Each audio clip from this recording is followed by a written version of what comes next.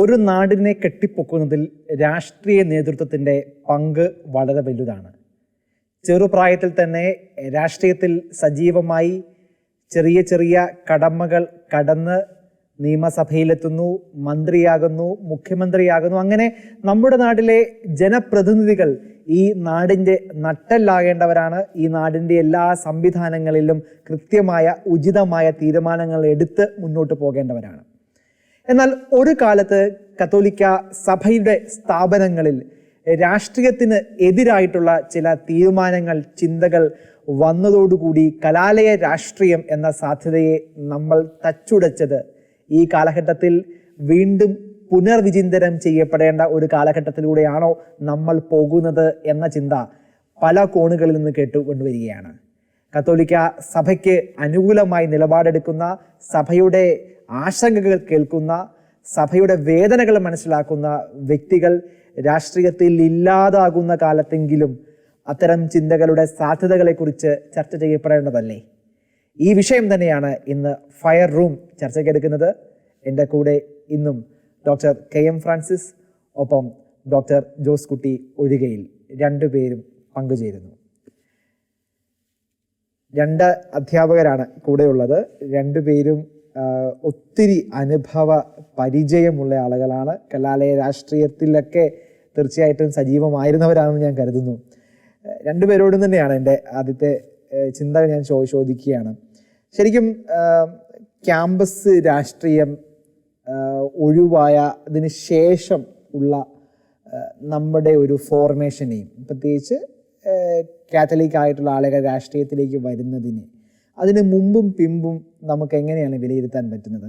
Before and after, ഈ നിരോധിക്കുന്നതിന് മുമ്പും പിമ്പും. Sir മാഷ് പറയൂ.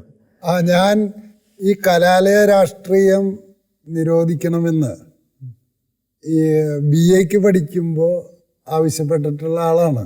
ഓക്കെ. അങ്ങനെ ആവശ്യപ്പെടാനുണ്ടായ സാഹചര്യം ഉണ്ടായിരുന്നു. കാരണം ഈ കലാലയത്തിലെ രാഷ്ട്രീയം എന്ന പേരില് ഗുണ്ടായിസാണ് നടന്നിരുന്നത്. ഓക്കെ. ഇപ്പോൾ സെന്റ് തോമസ് കോളേജിൽ ഞാൻ പഠിക്കുമ്പോൾ തന്നെ അടി ഇടി അങ്ങനത്തെ ഒരു പ്രശ്നം ഉണ്ടായി. അത് നിരന്തരം പല കലാലയങ്ങളിൽ തുടങ്ങി യുവജനോത്സവങ്ങൾ വരുമ്പോൾ കൊലപാതകത്തിൽ എത്തിക്കുന്നു. അപ്പോൾ അത്തരം ഒരു സിറ്റുവേഷൻ ഇവിടെ കലാലയ രാഷ്ട്രീയം ഉണ്ടായപ്പോൾ അത് ഞങ്ങൾ സാമ്പത്തിക ശാസ്ത്രത്തിൽ ഇതൊരു അച്ഛൻ കണ്ടുപിടിച്ചിട്ടുള്ളതാണെന്നാണ് എൻ്റെ അറിവ്. 15ാം നൂറ്റാണ്ടിൽ bad money drives out good money out of circulation എന്ന് പറഞ്ഞാൽ ചീത്ത പണം നല്ല പണത്തെ മാർക്കറ്റിൽ നിന്ന് പുറന്തള്ളുന്നു.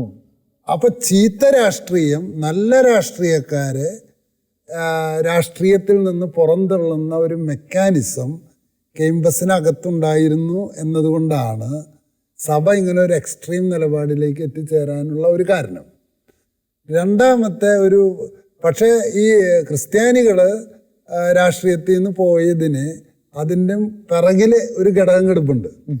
ആ ഘടകം എന്താണെന്ന് വെച്ചാൽ നമ്മുടെ സുവിശേഷ പ്രഘോഷണങ്ങളിലൊന്നും അൽമായൻ്റെ ദൗത്യത്തിൽ സാമൂഹിക കാഴ്ചപ്പാടും രാഷ്ട്രീയപരമായി പ്രവർത്തിക്കേണ്ടതും ഒരിക്കലും വന്നിട്ടില്ല.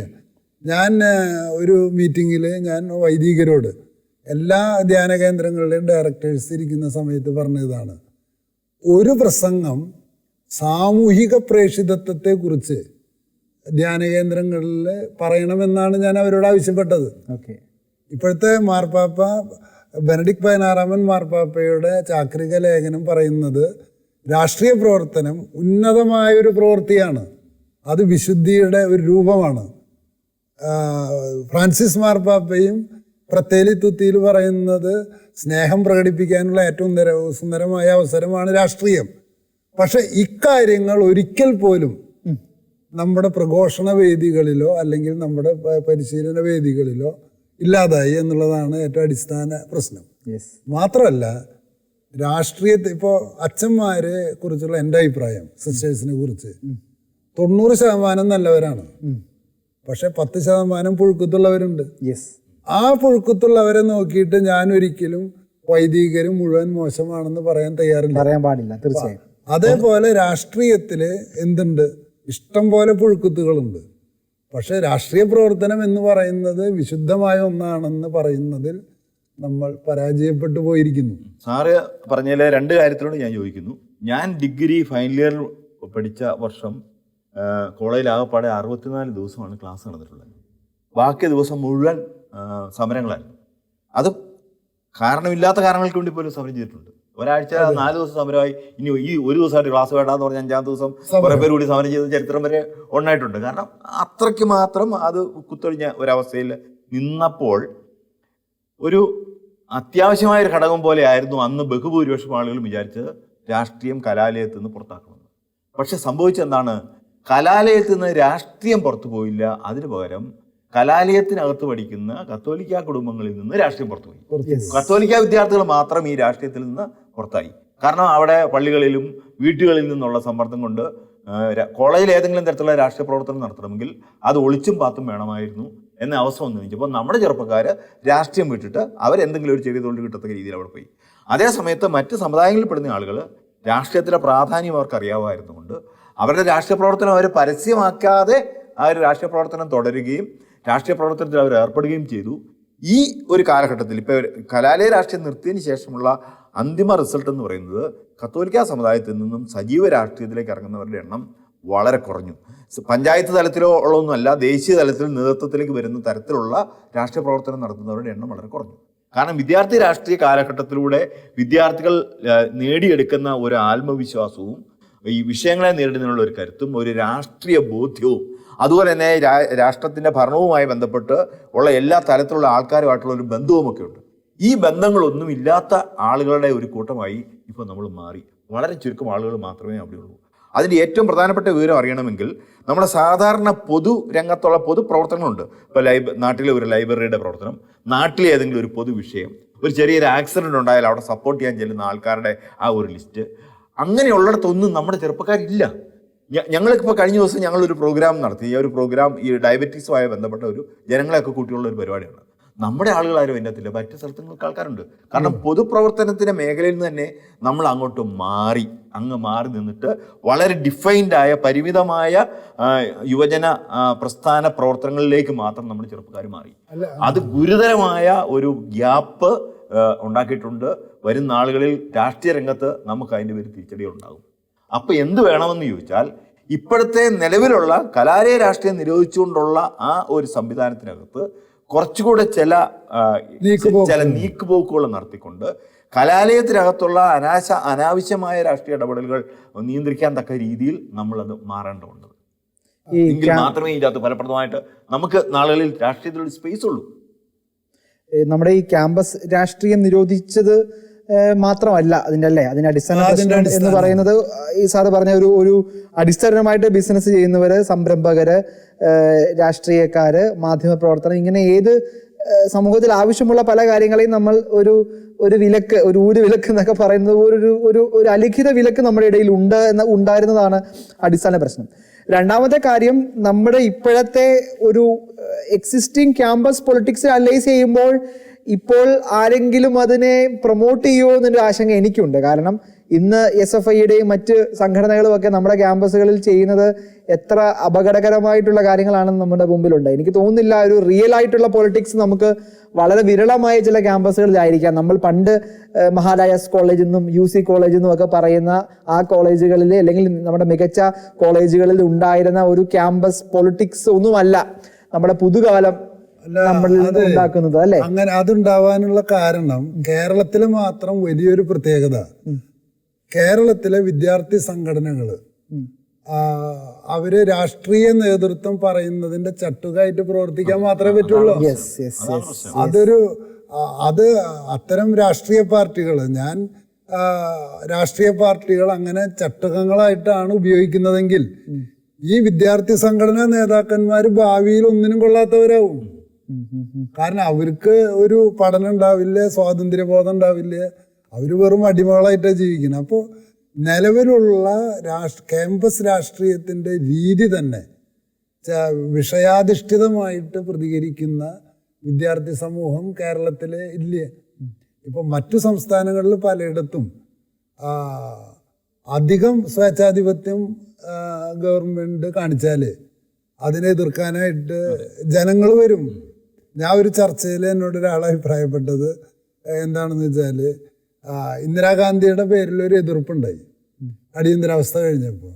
കേരളം ഒഴികെ എല്ലാ സ്ഥലത്തും ഇന്ദിരാഗാന്ധിനെ തോൽപ്പിച്ചു. അത് ശരിയാണോ തെറ്റാണോ എന്നല്ല, കേരളത്തിൽ അതിൽ യാതൊരു മാറ്റവും ഇല്ല.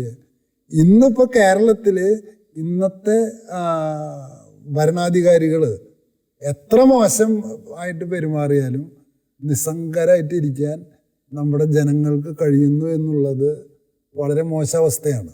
കെയിംബസിൽ ഒരിക്കലും ഒരു രാഷ്ട്രീയ ബോധം, കക്ഷി രാഷ്ട്രീയമല്ല ഞാൻ പറയുന്നത്. അതായത് ഈ പൊളിറ്റിക്സ് എന്ന് പറയുന്നതിനെ നമ്മൾ ഇപ്പോഴും വിലയിരുത്തുന്നത്, നമ്മൾ നിർവചിക്കുന്നത് ഇടതുപക്ഷത്തിന്റെ ഒപ്പമാകുക, അല്ലെങ്കിൽ കോൺഗ്രസിന്റെ ഒപ്പമാകുക, അല്ലെങ്കിൽ BJP മുന്നോട്ട് പോകുന്ന രാഷ്ട്രീയം. ഈ രാഷ്ട്രീയം എന്ന വാക്കിനെ പോലും നമുക്ക് കൃത്യമായി ജനങ്ങളുടെ മുമ്പിൽ അല്ലെങ്കിൽ ഡിഫൈൻ ചെയ്യാൻ പറ്റിയിട്ടില്ല. ഡിഫൈൻ ചെയ്യാൻ നമുക്ക് പറ്റിയിട്ടില്ല എന്നതാണ് അതിന്റെ അടിസ്ഥാന പ്രശ്നം. നമുക്കൊരു വിഷയത്തോട് നിലപാടുണ്ടാകുക, ആ വിഷയം അത് തന്നെ, അതാണ് രാഷ്ട്രീയം. എനിക്ക് തോന്നുന്നു ഈ രാഷ്ട്രീയത്തോട് ചേർത്ത് വായിക്കേണ്ട ഒരു കാര്യം, നമ്മളിപ്പോൾ ഒരു കോളേജിലൊക്കെ ചെന്ന് കഴിഞ്ഞാൽ പിള്ളേരോട് പത്രം വായിക്കുന്ന ആരുണ്ടെന്ന് ചോദിച്ചു കഴിഞ്ഞാൽ രാഷ്ട്രീയം പോട്ടെ, അതിനുവേണ്ടി കുറെ സമയമെങ്കിലും അവൻ മാറ്റി വെക്കണം. അടിസ്ഥാനപരമായിട്ട് ഒരു ദിനപത്രം വായിക്കുന്ന കുട്ടി ഒരു 100 പേരുടെ ക്ലാസ്സിൽ ഒരു 10 പേരിൽ കൂടുതലുണ്ടെന്ന് ഞാൻ കരുതുന്നില്ല. 10 പേരുണ്ടെങ്കിൽ തന്നെ അത് അതിശയമാണ്. കാരണം അങ്ങനെ നമ്മൾ പ്രതികരിക്കേണ്ട ചില പ്രൈമറി സോഴ്സ് ഓഫ് മെറ്റീരിയലുകളുണ്ട്. ആ മെറ്റീരിയൽ നമ്മുടെ കുട്ടികൾക്കില്ല. അവർക്കുള്ള സെക്കൻഡറി ടെറിഷറിയാണ്. അത് സോഷ്യൽ മീഡിയ, വാട്സപ്പ്, അല്ലെ അയൽപക്കത്തെ ആളുടെ വാട്സപ്പ് സ്റ്റാറ്റസ്, ഇതൊക്കെയാണ് നമ്മൾ ഇന്ന് നിലപാടെടുക്കുന്ന കാര്യം. അപ്പം രാഷ്ട്രീയം നിരോധിച്ചത് കൊണ്ട് രാഷ്ട്രീയത്തിലേക്ക് വീണ്ടും ആളുകളെ പ്രൊമോട്ട് ചെയ്തുകൊണ്ട് മാത്രം കാര്യമില്ല. അടിസ്ഥാനപരമായ ഒരു വായന, ഒരു സിവിക് സെൻസ്, ഇതൊന്നും നമുക്ക് ഇല്ലാതാകുന്നു. സ്കൂൾ കാലം തൊട്ട് തന്നെ ഇല്ലാതാകുന്നു. അവിടെ വേണ്ടത് എന്താണെന്നറിയോ? അവിടെ വേണ്ടത് നമ്മൾ ആളുകൾക്ക് ഒരു രാഷ്ട്രീയ അവബോധം നമ്മുടെ സ്ഥാപനങ്ങളിലൂടെ, നമ്മുടെ സംവിധാനത്തിലൂടെ ഉണ്ടാക്കി കൊടുക്കണം. ഏറ്റവും ലളിതമായിട്ട് പറഞ്ഞാൽ, ഇവിടെ ഭരണം നടത്തുന്നത്, നിയമങ്ങൾ ഉണ്ടാക്കുന്നത്, ഇവിടെ പ്രധാനപ്പെട്ട എല്ലാ കാര്യങ്ങളെ സംബന്ധിച്ചുള്ള നയപരിപാടികൾ രൂപീകരിക്കുന്നത്, ഇതെല്ലാം രാഷ്ട്രീയ പാർട്ടികളാണ്, അല്ല ഇതൊന്നും വ്യക്തികളല്ല. അപ്പോൾ അതുപോലെ തന്നെ ഇപ്പോൾ നോക്കിയേ, നമ്മുടെ കേരളത്തിന്റെ ജനങ്ങളുടെ ഒരു ടോളറൻസ് എന്തുമാത്രം ഭീകരമാണെന്ന് നോക്കിയേ. ഇപ്പോൾ സാർ ഇവിടെ സൂചിപ്പിച്ച് ഇത്ര ദിവസമായിട്ട് അവിടെ ബ്രഹ്മപുരത്ത് അത് കത്തിക്കൊണ്ടിരിക്കുകയാണ്. വേറെ പല സ്ഥലത്തുമാണ് ഇവിടെ കലാപം ഉണ്ടായത്. നമ്മുടെ ഇവിടെ ഒന്നും ചെയ്യുന്നില്ല. ഒരു 2-3 ലക്ഷം, ഒരു 3 ലക്ഷത്തോളം ഹെക്ടർ സ്ഥലം കേരളത്തിന്റെ വനമേഖലയുമായിട്ട് ബന്ധപ്പെട്ട് കൃഷി ചെയ്യാൻ മേലെ കിടക്കുകയാണ്. വന്യജീവികൾ വന്ന് ആക്രമിച്ച് ആളുകളെ കൊല്ലുകയും കൃഷിയിടങ്ങൾ നശിപ്പിക്കുകയും കോടിക്കണക്കിന് രൂപയുടെ നാശനഷ്ടം ഉണ്ടാക്കുകയാണ്. വന്യജീവികളെ ആരെങ്കിലും ആക്രമിച്ചാൽ അവർക്കെതിരെ കേസെടുക്കുകയാണ്. ശക്തമായ ഒരു പ്രതികരണം ഉണ്ടാക്കാനായിട്ട് ഇവിടുത്തെ ജനങ്ങൾക്ക് പറ്റുന്നില്ല. അപ്പോൾ അടിസ്ഥാന വിഷയങ്ങളിൽ നിലപാടുകൾ എടുക്കാനായിട്ട് കഴിയുന്നില്ല ഇവിടെ നിലവിലുള്ള. മാത്രമല്ല സാറേ, ഇപ്പോ വിഴിഞ്ഞം പോർട്ട് മൂലം മത്സ്യത്തൊഴിലാളികളുടെ കിടപ്പാടം പോയിട്ട് ഒരാൾക്കും അതിലൊരു സങ്കടം തോന്നുന്നില്ലേ? ഇല്ല. ഈ കേരളയില് വരുമെന്ന് പറഞ്ഞപ്പോ ഇഷ്ടം പോലെ പേരുടെ ജീവനോപാധി നഷ്ടപ്പെടുന്നു പറഞ്ഞിട്ട് ആ പോണവർക്ക് മാത്രമേ വിഷമമുള്ളൂ, അല്ലാത്തവർക്കില്ല. ഇല്ല. അപ്പൊ അതായത് കേരളത്തിന് ഒരു ഈ രാഷ്ട്രീയ പ്രബുദ്ധം എന്ന് പറഞ്ഞു കഴിഞ്ഞാൽ അത് ഈ ഭരണകക്ഷിയിലും പ്രതിപക്ഷത്തിലും പെട്ട ആളുകൾ നമ്മുടെ ആളുകളെ പറഞ്ഞ് പറ്റിക്കുന്നതാണ്. ഞങ്ങൾ പറയുന്നത് കേട്ട് ചെയ്യുകയോ ചെയ്യാതിരിക്കുകയോ ചെയ്യുന്നതാണ് രാഷ്ട്രീയ പ്രഭുത്വം എന്ന് നമ്മുടെ ഭരണകക്ഷിയും പ്രതിപക്ഷവും ജനത്തെ പറഞ്ഞ് പഠിപ്പിച്ചുകൊണ്ടിരിക്കുകയാണ്. അത് ജനത്തെ പറ്റിക്കുകയാണ്. രാഷ്ട്രീയ പ്രബുദ്ധത എന്ന് പറഞ്ഞു കഴിഞ്ഞാൽ ജനങ്ങൾ നേരിടുന്ന വിഷയങ്ങളെ സംബന്ധിച്ച് കക്ഷി രാഷ്ട്രീയത്തിനപ്പുറമായി ജനത്തിന് ഒന്നിച്ചു നിൽക്കാനും അത് അടുത്ത തെരഞ്ഞെടുപ്പിൽ കാണിച്ചു കൊടുക്കാനും കഴിയുന്ന രീതിയിൽ ജനത്തിന്റെ ചിന്താശക്തിയിൽ ഉണ്ടാകേണ്ട വളർച്ചയാണ്. ആ ചിന്താശക്തിയിൽ ഉണ്ടാകേണ്ട വളർച്ചയിലേക്ക് എത്താതിരിക്കുവാൻ നമ്മുടെ ഇതുവരെ വന്നിട്ടുള്ള സാമ്പ്രദായിക കലാലയ രാഷ്ട്രീയം ഞാൻ പറയും. ആ സാമ്പ്രദായിക കലാലയ രാഷ്ട്രീയവും ഇപ്പൊ തുടർന്നുകൊണ്ടിരിക്കുന്ന സാമ്പ്രദായിക രാഷ്ട്രീയവും കാരണമായിട്ടുണ്ട്. യഥാർത്ഥത്തിൽ വേണ്ടിയിരിക്കുന്നത് ചിന്തിക്കാൻ ശേഷിയുള്ള, സ്വതന്ത്രമായ നിലപാടെടുക്കാൻ ശേഷിയുള്ള, കാഴ്ചപ്പാടുള്ള യുവാക്കളെ വളർത്തിയെടുത്തക്ക തരത്തിലുള്ള രാഷ്ട്രീയ അവബോധം ഉണ്ടാക്കിയെടുക്കുക എന്നുള്ളതാണ്. അതിൻ്റെ അകത്ത് സംവാദങ്ങൾ ഉണ്ടാകും, അതിൻ്റെ അകത്ത് ചർച്ചകൾ ഉണ്ടാകും, അതിൻ്റെ അകത്ത് പഠനങ്ങൾ ഉണ്ടാകും, അതിൻ്റെ അകത്ത് പ്രതിഷേധങ്ങൾ ഉണ്ടാകും, ഇതെല്ലാം ഉണ്ടാകും. ഇപ്പോഴുള്ളത് സമരങ്ങൾ മാത്രമാണ്. കലാലയ രാഷ്ട്രീയം എന്ന് പറഞ്ഞാൽ സമരങ്ങൾ മാത്രമാണ്. അതാണ് ഞാനും പറഞ്ഞത്. കലാലയ രാഷ്ട്രീയം എന്ന് പറഞ്ഞാൽ ഇപ്പോൾ സമരങ്ങളും, ഇപ്പോൾ ചില രാഷ്ട്രീയ പാർട്ടികളുടെ പ്രധാനപ്പെട്ട ജോലിയിൽ നിന്ന് തന്നെ കൃത്യമായി മയക്കുമരുന്ന് വിതരണം ചെയ്യുക, ആ സംവിധാനങ്ങളെ ലീഡ് ചെയ്യുക, എല്ലാ ഇമ്മോറൽ ആക്ടിവിറ്റീസിനെ ലീഡ് ചെയ്യുക. ഇത് കേരളത്തിലെ പ്രധാനപ്പെട്ട ഒരു പാർട്ടിയുടെ പ്രധാനപ്പെട്ട ലക്ഷ്യം തന്നെ ക്യാമ്പസുകൾ ഇത് തന്നെയായി മാറുന്ന ഒരു കാലഘട്ടത്തിൽ ക്യാമ്പസ് പൊളിറ്റിക്സ് വീണ്ടും കൊണ്ടുവരിക എന്നതല്ല ഉത്തരം എന്ന് പറയുന്നത് ഒരുപക്ഷെ ശരിയാണ്. അതാണ് ഞാൻ പറഞ്ഞത്. നമുക്ക് വേണ്ടിയിരിക്കുന്നത് നമ്മുടെ ക്യാമ്പസുകളിൽ നിലനിർത്തിക്കൊണ്ട് ക്യാമ്പസുകളിൽ നിന്നുള്ള ഒരു കാലത്തെ നല്ല കാലത്തെ ക്യാമ്പസുകളിൽ നമ്മുടെ സംവിധാനങ്ങളിലൂടെ ആളുകളിലേക്ക് ഈ തരത്തിലുള്ള രാഷ്ട്രീയ അവബോധം ഗാന്ധിജി ഇന്ത്യൻ സ്വാതന്ത്ര്യ സമരത്തിന്റെ ഭാഗമായി ആദ്യകാലത്ത് നടത്തിയ മുഴുവൻ ഈ രാഷ്ട്രീയ അവബോധം ജനങ്ങളിൽ ഉണ്ടാക്കുന്നതാണ്. ആ രാഷ്ട്രീയ അവബോധമാണ് നമ്മൾ നമ്മുടെ സ്ഥാപനങ്ങളിലൂടെ വിദ്യാർത്ഥികൾക്ക് കൊടുക്കണ്ടേ. ആ രാഷ്ട്രീയ അവബോധത്തിൽ നിന്നും അവനൊരു രാഷ്ട്രീയത്തിലേക്ക് എത്തിയുള്ളൂ. അതിനെക്കുറിച്ച് നമ്മളോർത്ത് വിഷമിക്കേണ്ടതില്ല. അതാണ് നമ്മൾ ചെയ്യേണ്ടത്. ഈ കാര്യം ഫലപ്രദമായിട്ട് ചെയ്തിരുന്ന ഒരു സംഘടന കത്തോലിക്ക സഭയ്ക്കുണ്ടായിരുന്നു. ആ സംഘടനയിൽ പെട്ട ആ സംഘടനയുടെ പേരാണ് ഐക്കഫ്.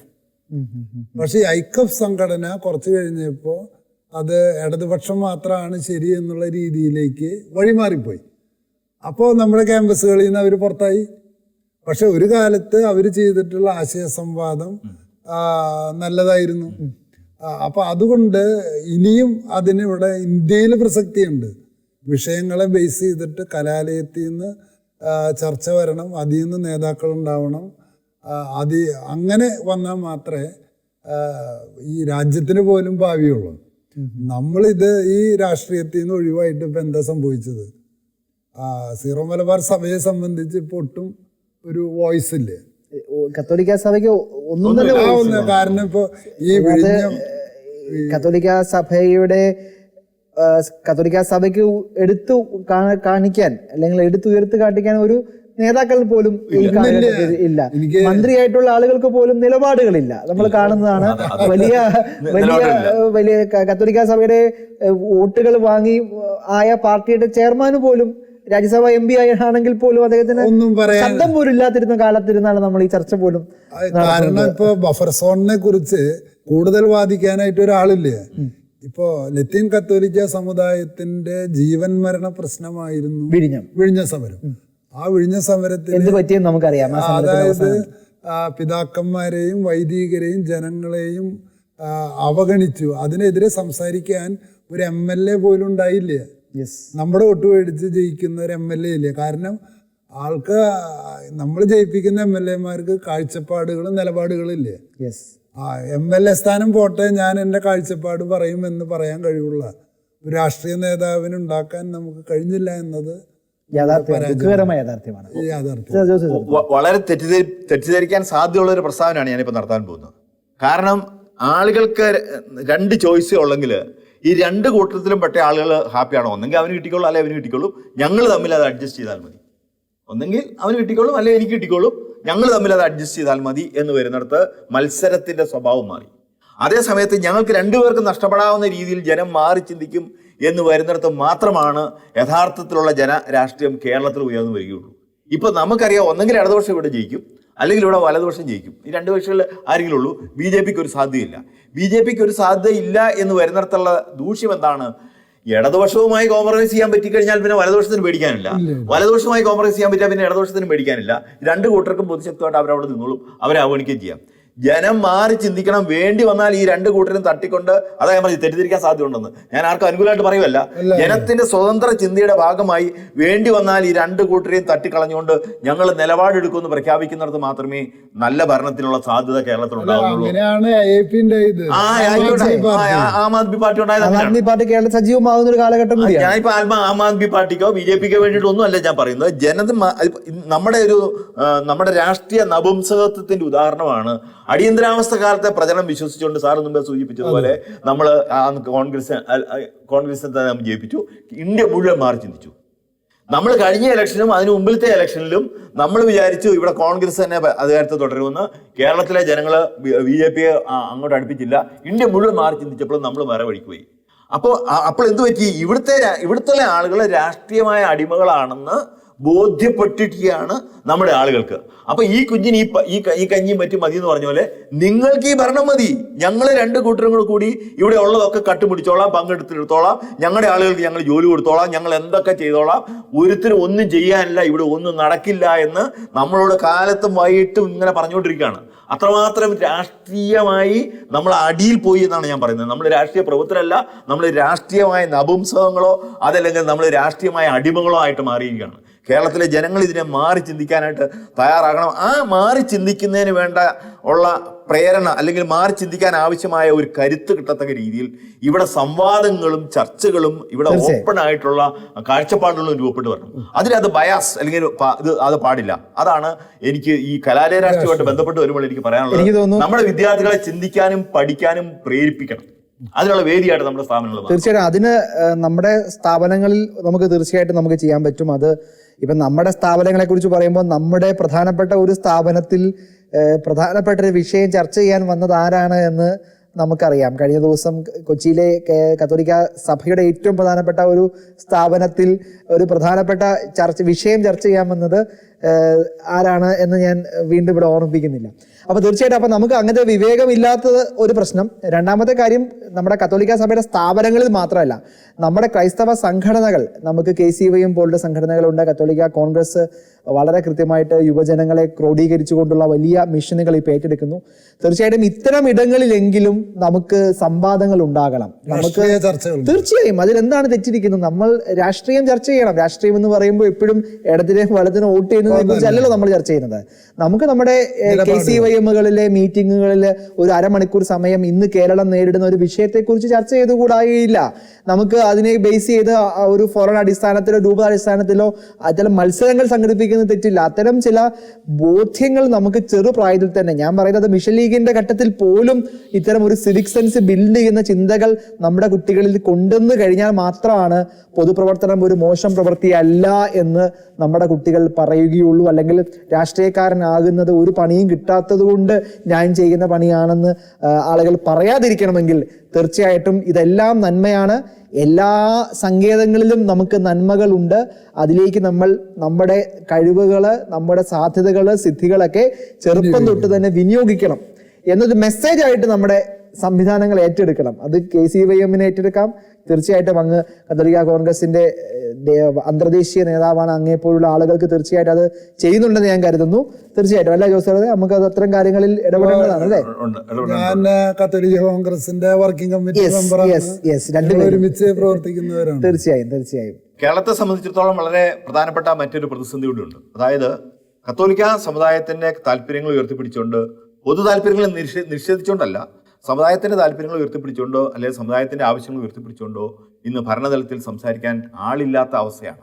കത്തോലിക്ക MLA-മാരുണ്ടെങ്കിൽ പോലും അവർ പലപ്പോഴും അതിന് വേണ്ടത്ര തയ്യാറാവുന്നില്ല. ഇതിൽ 2-3 കാര്യങ്ങളുണ്ട്. ഒന്ന്, എവിടെയോ ഉള്ളിൻ്റെ ഉള്ളിൽ ഈ ആളുകളുടെയൊക്കെ മനസ്സിൽ ഒരു ഭീതിയുണ്ട്.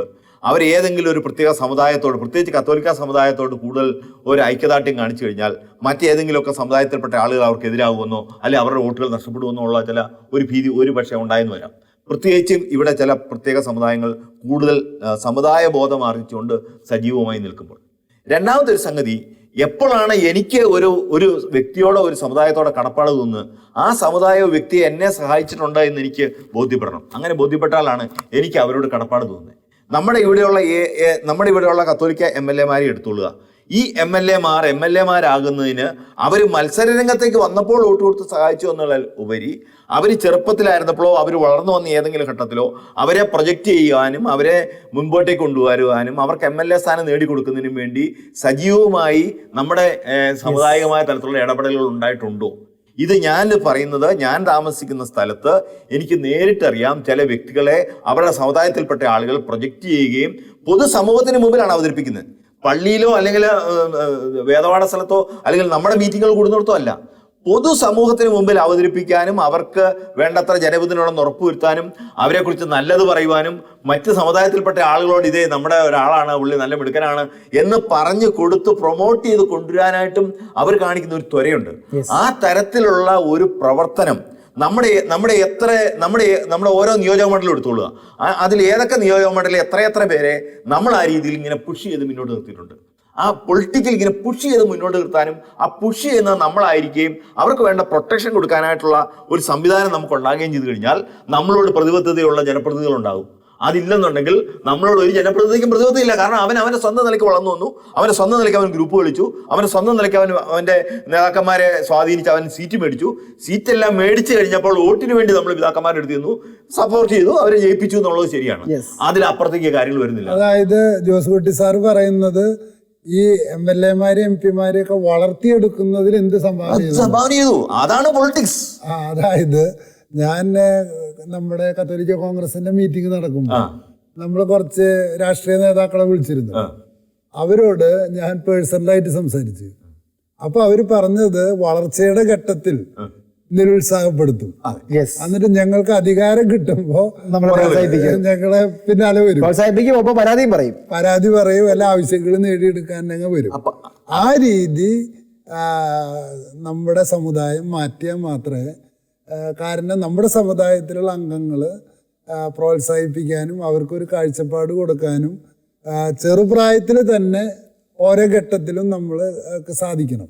പക്ഷെ പലപ്പോഴും നമ്മൾ എന്ത് ചെയ്യുന്ന വെച്ചാൽ നമ്മുടെ കൂടെ നിൽക്കുന്നവനാര്, നമ്മളെ എതിർക്കുന്നവനാര് എന്ന് തിരിച്ചറിയാതെ കൂടെ നിൽക്കുന്നവനെ ഒറ്റപ്പെടുത്തുകയും എതിര് നിൽക്കുന്നവനെ നമ്മൾ സപ്പോർട്ട് ചെയ്യുകയും ചെയ്ത് അവസാനം നമുക്ക് ഇവരൊക്കെ അതായത് കൂടെയുള്ളവനും എതിരുള്ളവനും ശത്രുക്കളായിട്ട് ആരുമില്ലാതെ. ഇവിടെ ശരിക്കും നമുക്ക് എല്ലാ വർഷവും KCMA ഓരോ പ്രസിഡന്റ് ഉണ്ട്.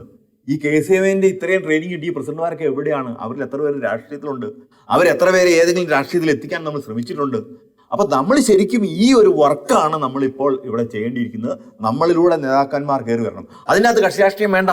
അതിൻ്റെ അകത്ത് കോൺഗ്രസിലോ BJP-യിലോ മാർക്സിസ്റ്റ് പാർട്ടിയിലോ AAP-യിലോ ഏതെങ്കിലുമൊക്കെ പാർട്ടിയിൽ നമ്മുടെ ചെറുപ്പക്കാരെ കടത്തിവിടുക. അവരവിടെ വർക്ക് ചെയ്യണം. അതിന്റെ പിന്നിലെ ലക്ഷ്യം സങ്കുചിതമായ സാമുദായ ലക്ഷ്യമല്ല, മറിച്ച് നമ്മൾ കത്തോലിക്ക സമുദായവും കത്തോലിക്ക നമ്മളെ ക്രൈസ്തവ മതവും മുന്നോട്ട് പിടിക്കുന്ന മാനവ മൂല്യങ്ങൾ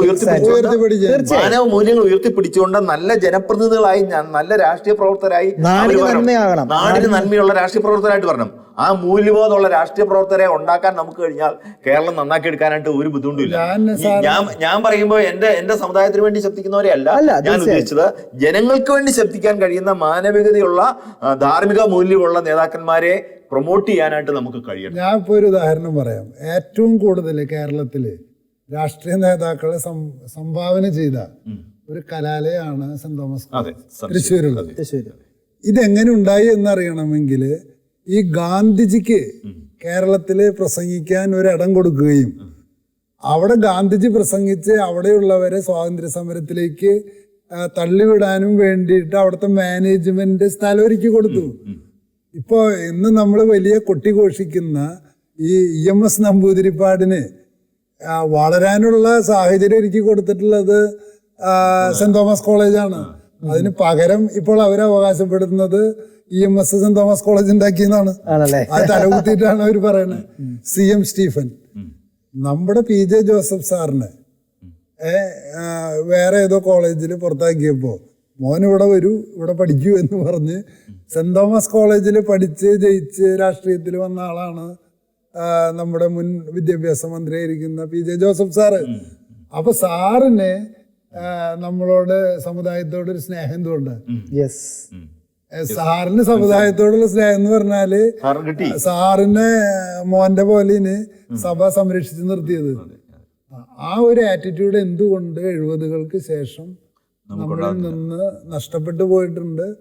അപ്പോ മറ്റു കോളേജുകളിൽ പുറത്താക്കുന്നവരെ സംരക്ഷിക്കുന്ന തോമസ് മൂത്തേടൻ അച്ഛൻ, പിന്നെ പാലോക്കാരൻ അച്ഛൻ, ആള് പ്രിൻസിപ്പലായിരുന്നു പാലോക്കാരൻ. അതാണ് സെന്റ് തോമസ് കോളേജിന്റെ ഒരു ചരിത്രം. അത് കത്തോലിക്ക സഭയുടെ ചരിത്രമാണ്. ഇപ്പൊ എനിക്ക് തോന്നുന്നു ഉമ്മൻചാണ്ടി സാറൊക്കെ പഠിച്ചിട്ടുള്ളത് SB കോളേജ് ചങ്ങനാശ്ശേരിയാണ്. അവിടെയൊക്കെ അവർക്ക് വലിയ സ്നേഹം കിട്ടിയിട്ടുണ്ട്. അവർക്ക് അന്നത്തെ പിതാക്കന്മാരും അന്നത്തെ അച്ഛന്മാരും അന്നത്തെ നമ്മുടെ സമുദായ നേതാക്കളും ആ രീതി നമ്മുടെ പഴയ കാലത്ത്. കാരണം ഞാൻ പല പ്രസംഗങ്ങളിലും പറയാറുണ്ട്, കത്തോലിക്കനെ പോലെ മാനവികനാകാൻ മറ്റാർക്കെങ്കിലും കഴിയുമോ എന്ന് സംശയമാണ്. കാരണം നമ്മൾ വിശ്വസിക്കുന്ന യേശു ക്രിസ്തു മനുഷ്യനാണ്, സമ്പൂർണ്ണ മനുഷ്യനാണ്.